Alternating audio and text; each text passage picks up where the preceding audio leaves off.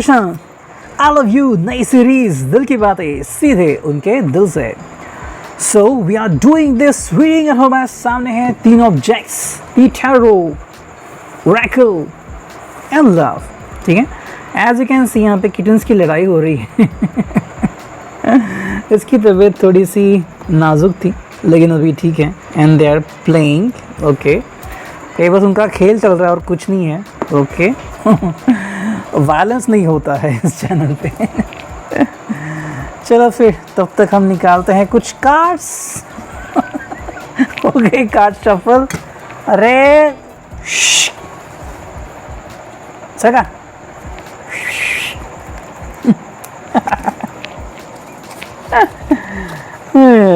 चलो तो हम कहते हैं कुछ कार्ड शफल, देखते रीडिंग क्या आती है। हम निकालेंगे 6 से 8 कार्ड। ठीक है, चलो ये आ गया पहला, ये आ गया दूसरा, तीसरा, चौथा, पांचवा, छठा और सातवां। ठीक है, आज हम 7 ही कार्ड चुनेंगे। ओके, अब देखते हैं 7 कार्ड की रीडिंग क्या आती है।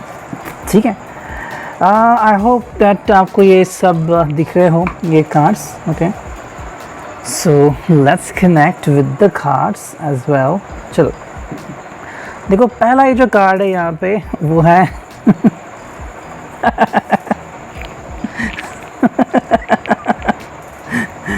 ओके, क्या करूँ मैं, हंसी छूट रही है। चलो देखो, पहला ये जो कार्ड है वो है द हायरफेंट। ठीक है, ये पर्सन अभी बिल्कुल सुलझा हुआ है। Okay, this person is really okay, so talking about this one, पहले जो कार्ड हुआ है द हायरफेंट, तो ये पर्सन बहुत ही सुलझा हुआ है। अगर हम इनकी तरफ ध्यान देते हैं, so this person is like doing meditation. ठीक है, मतलब एक बहुत ही, क्या उसे कहते हैं, एक ऐसी चरम अवस्था जहाँ पे ये पर्सन विचारों से बिल्कुल भी ओपन अप है। इसको किसी भी बात की कोई फिक्र नहीं हो रही है। देखो, कई बार हम किसी चीज़ को दुनिया के भरोसे छोड़ देते हैं, ईश्वर के भरोसे छोड़ देते हैं। इसका मतलब है कि भाई we are not worrying about that thing, कि क्यों हो रहा है, किस लिए हो रहा है। अब आप दोनों के बीच जो भी सिचुएशन है, दो राय बन चुके हैं या फिर आप दोनों बहुत ही खुश हैं, इट्स लाइक दैट, ये अभी इसके लिए कंटेंट है। देखो, कुछ चीज़ें होती हैं जो हमारे हाथ में बिल्कुल नहीं होती है ना, तो बस वही होता है कि भाई जैसे हम कहते हैं ना कि भाई लॉटरी निकली तो निकली वरना नहीं निकली, तो वही बात होती है कि भाई कुछ चीज़ें जो हैं वो हमारे हाथ में नहीं होती, चाहे हम कितना भी प्रयास क्यों ना करें। तो यहाँ पे जो पर्सन है अभी बिल्कुल भी मेडलिंग नहीं कर रहा है, मतलब कि भाई खुद से बहुत सारी कोशिश करना एंड बहुत सारा समय वेस्ट करना। Mean you could have seen people जो इतना सोचते रहते हैं, दिन ब दिन सोचते रहते हैं, दिन रात एक कर देते हैं। किसी किसी की तो बीमारी लग जाती है, लोनलीनेस की, एंग्जाइटी की, डिप्रेशन की, और फिर बहुत तकलीफ़ें होती है। यहाँ पे ये पर्सन ने ये सोच ही लिया है कि भाई अभी मुझे किसी भी के बारे में सोचना नहीं है। वही अगर हम देखते हैं इस कार्ड को, तो ये आ गया है डेथ। काफ़ी दिनों बाद ये मेजर अरकाना कार्ड दिख रहा है। देखो, डेथ का मतलब है कि इस व्यक्ति के जीवन में कुछ चेंजेस, कुछ बदलाव होने जा रहे हैं, लेकिन इतने गहरे बदलाव नहीं है। ठीक है, जैसे कि हम भाई कहते हैं कि भाई कुछ बदलाव ऐसे होने जा रहे हैं। समटाइम्स पीपल फील कि भाई ये बदलाव बहुत ही ज़्यादा होंगे, बहुत ही बड़े होंगे। ऐसा बिल्कुल नहीं होगा। जो सिचुएशनल वाइज चेंजेस हो रहे हैं कि भाई ये पहले जैसा था। ठीक है, शायद कुछ साल पहले जहाँ पे ये शायद किसी ऑफिस में काम करता था या फिर ये कॉलेज में था, तो उस टाइम जो उसका बिहेवियर था, पूरी तरह से ओपन अप होना, किसी भी बात को दिल पे मत लेना, अपनी ज़िंदगी बहुत अच्छे से जीना, तो वो जो एक बिंदास एटीट्यूड था, वैसा वाला कोई एटीट्यूड शायद इसके ज़िंदगी में वापस से आ रहा है। तो that is another good thing. एक बहुत अच्छी बात है। देखो, कई बार हम सिचुएशन के कारण अपने आप में काफ़ी सारे बदलाव करते हैं और इससे होता क्या है कि हमें तकलीफ़ होती है। कल परसों ही मैंने एक मूवी देखी, आई थिंक मिचेल्स वर्सेस मशीन, एक एनिमेशन मूवी थी, बहुत अच्छी थी। वहाँ पे एक लड़की और उनके डैड की कथा दिखाई गई है कि भाई दोनों ही एक दूसरे से काफ़ी जुड़े हुए थे, लेकिन फिर कुछ ऐसा हो गया कि डैड जो थे वो लड़की को हमेशा टोकते रहते थे। तो फिर एक बार लड़की कहती कि मुझे अब सबसे दूर जाना है। तो उसके बाद क्या होता है, फिर उसको पुराने टेप्स मिलते हैं जिसमें वो खुद को पाती है कि बचपन में वो दोनों कितने मज़े करते हैं। एंड फिर उसकी माँ बोलती कि भाई तुम्हारा लड़का सपना था वो पूरा नहीं हो गया। और उसके बाद कितनी तकलीफ़ें होती है उनको पता है, इसलिए तुम्हारे साथ ये ना हो इसलिए वो तुम्हें ऐसा टोकते हैं। So you just can think about that, you know. लेकिन वापस से वो पहले जैसे ही होते हैं जैसे वो पहले थे, यू नो, बहुत ही खुश मिजाज, बिल्कुल किसी बात के बारे में ना सोचना, वैसे वाले चेंजेस इस व्यक्ति के जीवन में होने जा रहे हैं या फिर हो सकते हैं। नेक्स्ट कार्ड है यहाँ पे, वो है द लवर्स। बहुत ही बेहतरीन कार्ड आ गया है। देखो यहाँ पे कम्युनिकेशन हो रहा है आप दोनों का, लेकिन हमें एक और कार्ड देखना पड़ेगा जो कि है एस ऑफ पेंटिकल्स, ठीक है। देखो कहीं ना कहीं पे यहाँ पे कुछ बातें ऐसी हो रही हैं कि द लवर्स मतलब देखो आप दोनों का रियूनियन तो हो ही सकता है, यू नो। अगर आप दोनों के बीच में कहीं ना कहीं कोई टकराव था तो वो टकराव दूर करने के लिए आपसे भी शायद थोड़ी सी कोशिशें हुई हैं, इनसे भी थोड़ी कोशिशें हुई हैं, तो किसी न किसी तरीके से कोशिशें रंग ज़रूर ला रही हैं। इसकी वजह से आप दोनों की जो दोस्ती है, जो प्यार है, वो और गहरा होता जा रहा है। लेकिन एक बात ये भी है कि शायद ये पर्सन जो है ये किसी काम की वजह से, because of certain work, you know, शायद अपने ऑफिस के लिए कर रहा है या फिर किसी के लिए, ये शायद किसी से दोस्ती बढ़ा सकता है। And because of that what we have seen is ace of pentacles. तो कहीं ना कहीं पे एस ऑफ पेंटिकल्स है। अब ऐसा हो सकता है कि भाई जिससे वो डील कर रहा है वो पर्सन शायद इसके पहले ही पहचान का हो सकता है। Even the person could be his और हर एक्स और समबडी ही और she know from there past, you know. तो कहीं ना कहीं पे जब आपके करीब आ रहे हैं वही कोई ऐसा भी इंसिडेंट उनकी ज़िंदगी में हो रहा है जहां वो किसी और से भी कनेक्ट हो रहे हैं फाइनेंशियली, सिर्फ फाइनेंशियली, मतलब काम की वजह से और कुछ नहीं है। लेकिन किसी ना किसी के लिए शायद ये जो दो बातें हैं वो अलग हो सकती हैं और किसी के लिए इन बातों का बहुत ही अलग मतलब भी निकल सकता है। So what is very essential कि आप अगर इन दो कार्ड्स का मतलब अलग अलग ले रहे हैं, सिचुएशन को अंडरस्टैंड कर रहे हैं कि सिचुएशन अगर वापस से खेल खेलना चाह रही हैं, so what can you do, you know. हम सिचुएशन को रोक नहीं सकते बिकॉज ये तो आती है, जैसे कि थॉर रैग्नारॉक तो होकर रहेगा, है ना। सो उसके बाद क्या, ये देखना काफ़ी दिलचस्प होगा। ओके, नेक्स्ट कार्ड हमें दिखने वाला है, दिख रहा है, वो है 10 ऑफ सॉर्ड्स। तो कहीं ना कहीं पे ये वापस से अपनी ज़िंदगी के उस मुकाम पे आ रहे हैं जहाँ पे इनको एक नई शुरुआत करनी है और फिर उनको मिल रहा है 2 ऑफ सॉर्ड्स। तो उसका मतलब यही आ रहा है कि एस ऑफ पेंटाकल्स के बाद जब ये अपनी नई शुरुआत कर रहे हैं तो कहीं ना कहीं पर ये अपनी पुरानी शुरुआत जो है उसे बंद कर रहे हैं। दैट मीन्स जो उनके पुराने रीति रिवाज थे, जो पुराने तरीके थे, इनको अलविदा कह रहे हैं। सो जैसे कि हमने देखा कि डेथ कार्ड यहाँ पे आ चुका है, तो इसका मतलब है कि इनके अंदर मूलभूत चेंजेस होने जा रहे हैं या फिर ट्रिमेंडस चेंजेस हो सकते हैं। मतलब अभी तक जो उन्होंने चीज़ें की हैं, जिस तरह से की, इसी कारण इनके लाइफ में काफ़ी बदलाव आ चुका है। कई बार वो बदलाव जो होते हैं वो हमारे लिए सही नहीं होते, यू नो, हमारे दिल को झंझोड़ लेते हैं, फिर कहीं ना कहीं पे हमें लगता है कि भाई ये मेरे लिए नहीं है, मैं इससे काफ़ी कुछ बड़ा कर सकता हूँ। तो वहीं पे है 10 ऑफ सॉर्ड्स का मतलब है कि ये अभी ये तरीकों को गुड बाय कहने जा रहे हैं। शायद यही वो तरीका है जो वो सीख रहे हैं किसी और से, बिकॉज यहाँ पे आ चुका है एस ऑफ पेंटिकल्स। कोई जो पर्सन है उनको कह रहा है कि भाई मुझे पहले जैसा बनना होगा, you have to show your passion, you know. मुझे अभी जैसा वो लड़का नहीं चाहिए, मुझे तुम पहले जैसे चाहिए, बिंदास एकदम एटीट्यूड वाले कि कोई भी हो मैं सबसे लड़ूंगा, तो वो एटीट्यूड तुम्हें चाहिए।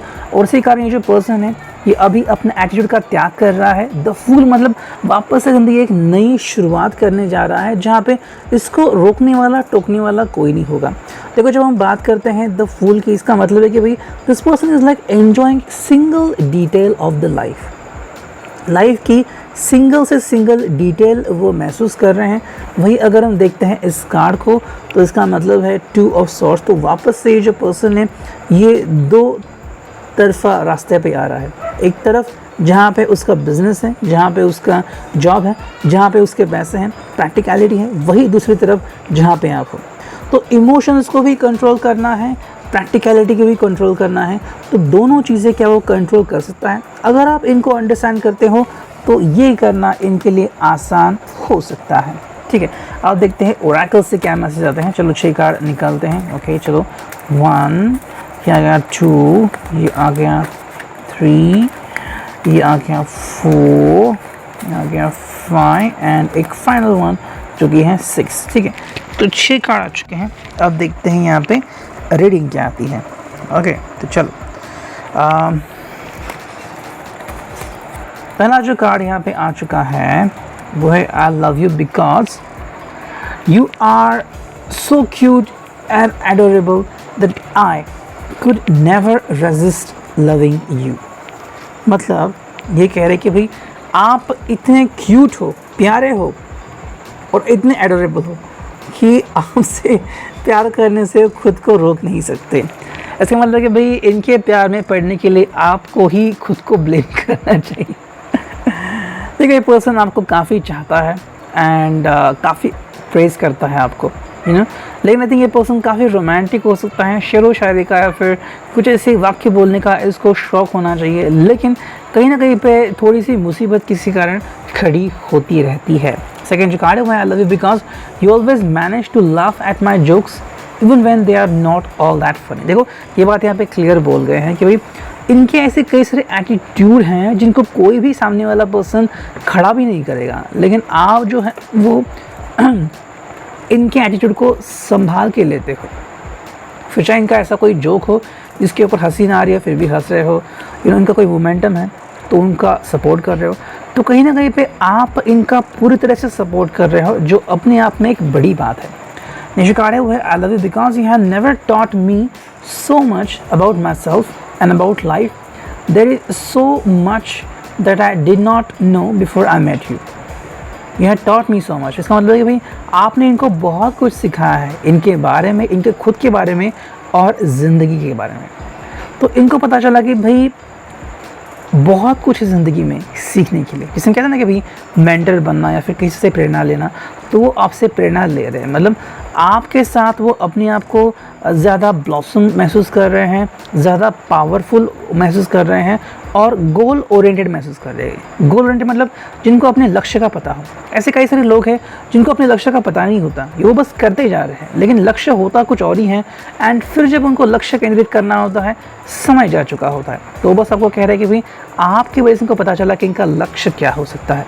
नेक्स्ट कार्ड है वो I love you because you can stay up late together just talking about anything and everything. मतलब आप दोनों जो है वो रात भर जगह रह सकते हैं, बातें कर सकते हैं, you know, and it is very important.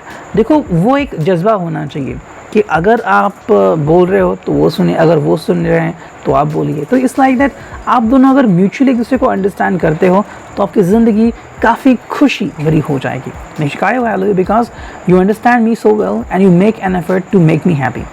आप इनको समझते हो और समझने के लिए कोशिश करते हो एंड इनको खुश करने के लिए भी कोशिश करते हो। समवेयर ये दोनों चीज़ें बहुत इंपॉर्टेंट है।